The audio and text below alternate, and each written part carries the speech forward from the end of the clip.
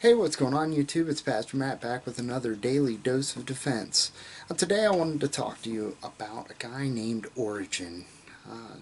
He's kind of next in the list. He's really one of the earliest Christian, we'll call him philosophers, that you're going to find. Now, towards the end of his life and his career, he was considered to be a universalist, which is to state that everyone eventually makes it to heaven. Some went even so far as to say that he had said that Satan would one day end up in heaven. But really, what I want to talk about is his love of studying and his absolute joy in writing, and he's kind of our first writer that we have a plethora of information about and a plethora of information from. Now, Origen, he was an Alexandrian, so he was from the city of Alexandria, which was obviously formed by Alexander the Great. He was a philosopher, and he was from the Alexandrian school.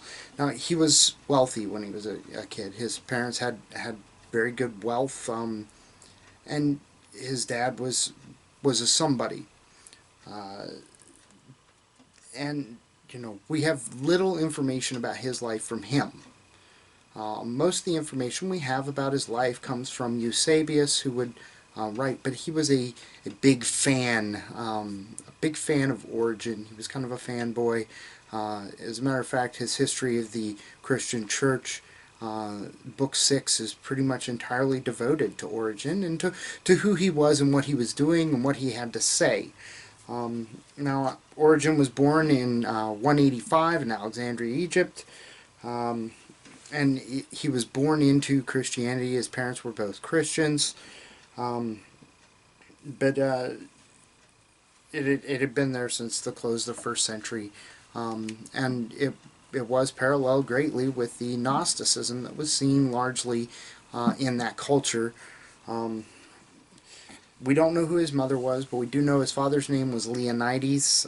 Leonides was a wealthy Christian businessman.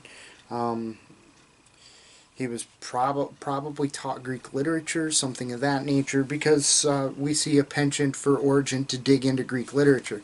Now, in 202, Septimus Severus put out an edict saying that Christianity was unlawful, and anybody caught practicing Christianity would be put to death. This was to include the wealthy, and their assets would be seized by the empire, and this happened to Origen's father, and so he and his mother were left destitute, with his father being martyred. He was killed by beheading, which signifies that he was most likely a Roman citizen.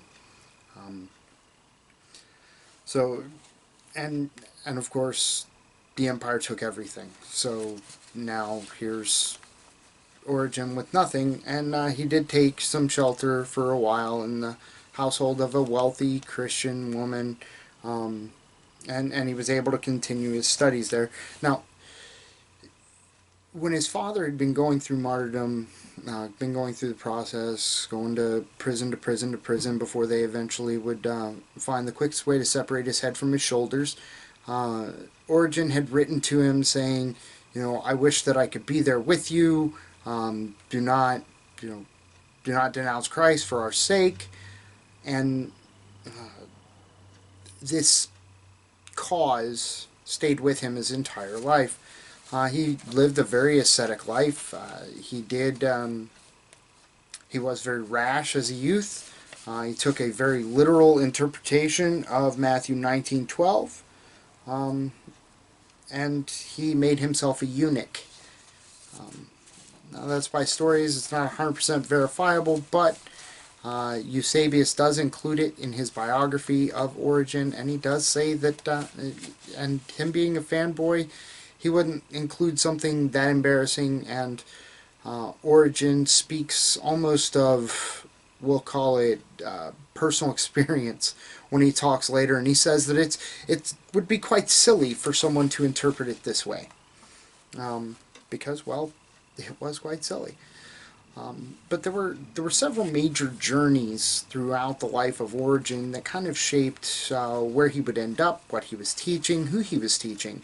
The first journey was kind of in it was in 213, and he went to the city of Rome because he just wanted to see what the Roman Empire Church was like, what it was like to be a Christian in Rome. And then in 215, he traveled to Arabia because the governor there, he wanted to learn from the finest of Christian teachers, and Origen was thought to be the best at what he did. So Origen made his way to present a case for Christianity to a pagan emperor, or sorry, to a pagan governor. And then in 218, Origen received a second call from a prominent pagan, in that he went to Empress Julius Mamaea, who was the mother of Alexander Severus, who was emperor at the time. And then he went and he stayed in Antioch for a short time before returning to Alexandria. Now he would end up setting out for Greece to have some discussions with a heretic to kind of try to bring him back to what true Orthodox Christianity looks like, and to visit some friends. And he kind of had a rough go of things getting back. He was then in Caesarea for 2 years before he would suffer his martyrdom at the hands of the emperor. So he did suffer martyrdom, but there are talks like that he was indeed a heretic in and of his own right, and that he taught universalism, which says that everybody goes to heaven whether they believed in Jesus or not, that Jesus atoned for everybody, and in atoning for everybody it meant that whether you accepted his gift or not, you received it. And this would be a problem. The more people study his works, the less it looks that is probably true, and thus he would not have been excommunicated from the Catholic Church, which he was after he died, excommunicated. Now, like I said, we have a ton of works by him. We have his exegesis on several books of the Old and New Testament. We also have his 6-line translation of the Old Testament. He has it in Hebrew and then in 6 different dialects of Greek. So here we are in the 2nd century, and we're gaining full copies of the Old Testament at the hands of a Christian. We're gaining more and more insight to the books of the New Testament from, once again, a Christian. He did a full breakdown of the Gospels. But he did suggest, this is the one drawback, he suggested that since God is love, everyone, even Satan, will be saved in the end, by endless opportunities for repentance through learning and growth, even after death, and the entire creation will return to its original state, where all was pure spirit. That's kind of the basis of what he said. And this has led a lot of people to just decline everything that Origen would write and everything that he would say and all that he would teach, because he was indeed a universalist, or at least apparently so a universalist, and that has led to a great travesty in that people no longer look at the works of Origen and see that he is another link in the chain of the Bible from Jesus until we got the first full copy about 100 years after his death. And that's a tragedy, because if we lose that link in the chain, then we've lost all the ground we've covered up to this point. So we cannot decline his importance in the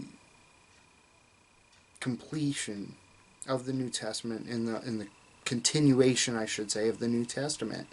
And in continuing with the New Testament, we have to see that while yes, he did teach some things that were off, that were wrong, that were heretical even, uh, he played an important role in our knowing that what we have in the New Testament is exactly what was written in the first century. This has been a daily dose of defense. Thank you for listening, and God bless.